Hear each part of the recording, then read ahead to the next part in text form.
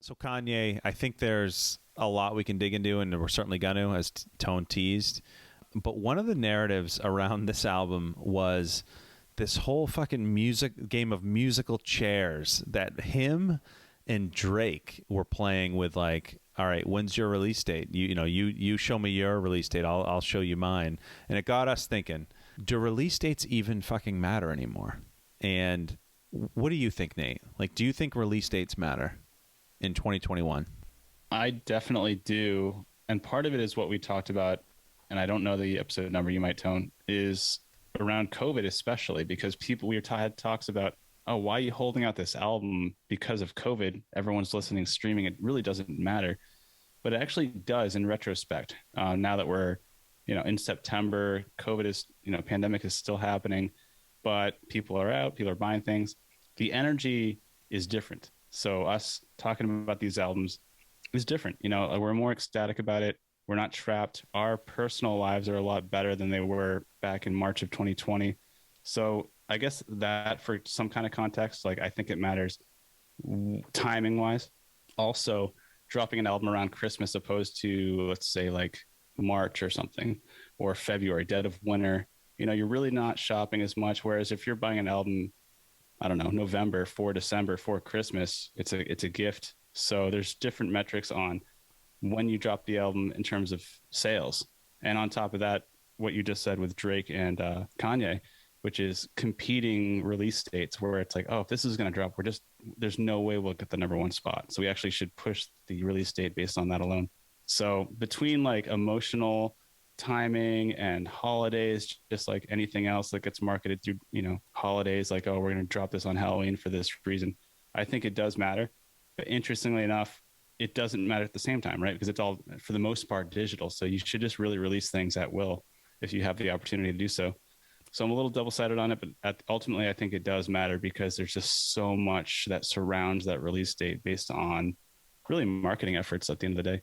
So for big artists, yeah, you think release dates are a good idea? I think for big artists, they are a good idea. I think for artists that are going to go out, like you said, and tour essentially and use the release date of the album into a time where they can maximize their profits on it, maximize their exposure on it, I think there's still a thing. For even a guy like Kanye, I mean, he hasn't had a release date in how long? When was the last time he put a record out that had a release date? Was it My Beautiful Dark Twisted Fantasy? It might have been. Well, I mean, they all had them, but it never happened. True. I mean, I don't take him saying Donda drops on blah, blah, blah, and that's what happens. You know what I mean? Like, I can't take that seriously. But when he was putting out a record that was, a little more traditional as far as release date goes, it's probably been 10 years, 11 years for him.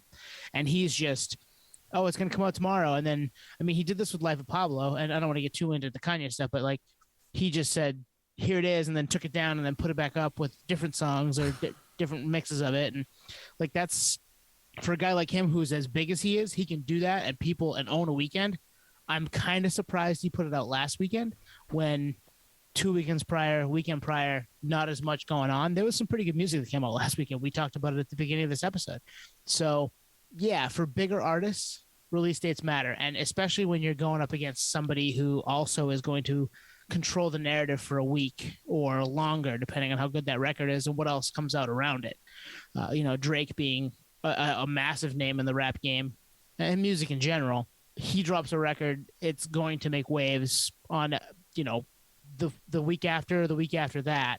You don't want to be in the wake of that if you're a smaller band or smaller artists trying to, gain some traction, because people are just going to be listening to Drake or listening to Taylor Swift or whoever, right? So for those smaller artists, yeah, maybe you push off, and if you can find out when a release date is for somebody like Drake or Taylor Swift, you avoid it. But I think for your big artists, it matters for money reasons, but they can also just do whatever the hell they want. People are going to listen. Yeah, this is why I think this podcast works, like hearing your perspective, because I was kind of all cylinders from the perspective, from a numbers perspective. I was going to say it doesn't matter, right? I don't think they matter. Like before streaming, when you had to put cash out the door to buy an album, if there's two big albums, you might just select one of them. Where in this day and age, there's enough, for a lot of people, there's enough bandwidth in the day where if both Kanye and Drake drop an album, I'll probably listen to them in a weekend, but I won't listen to them as much. And that's what I forgot about. Where now it's all about volume of streams. And that's the key. It's like, yeah, you definitely want to avoid the Drake weekend if you're a rapper or even pop music. So I'm backpedaling what I was kind of thinking through in my head. And then from an artist like ego perspective, to get the number one spot, 100% they matter. You're going to stay right away from, one of these big boys putting out an album. You want that number one spot. Now, what does the number one spot get you outside of the fact that you streamed, more of your songs were streamed? I don't know. It's more, it's like a resume builder, I guess. But for smaller artists who's not competing with some of these big boys, it's less important, I think. Like the actual specific release date.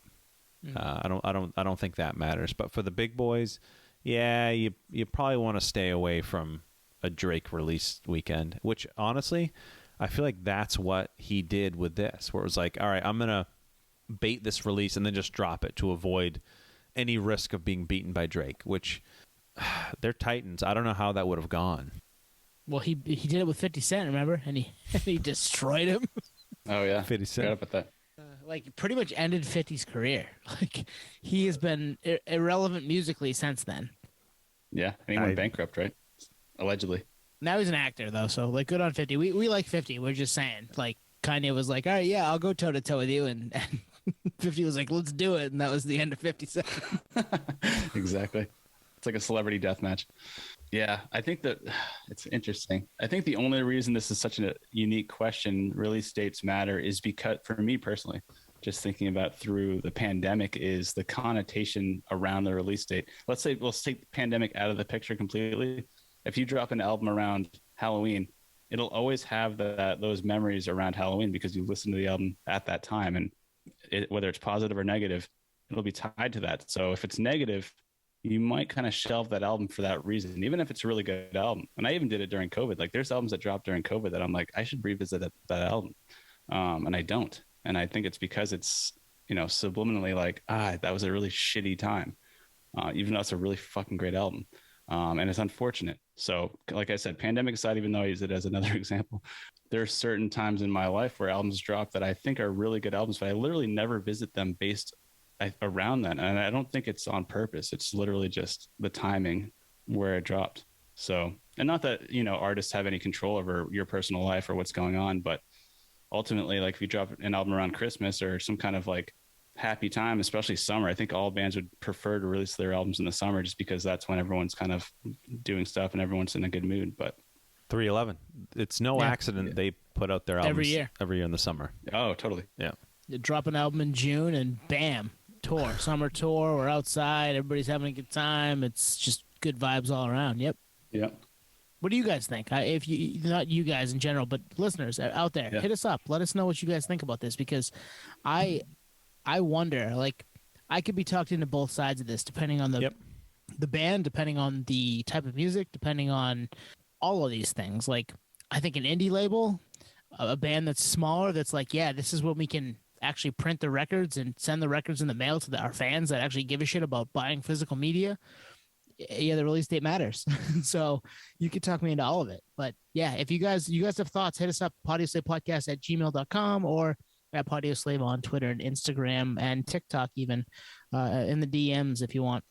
Yeah, I mean, just you two, the unique perspective that I did not think of made this super fun.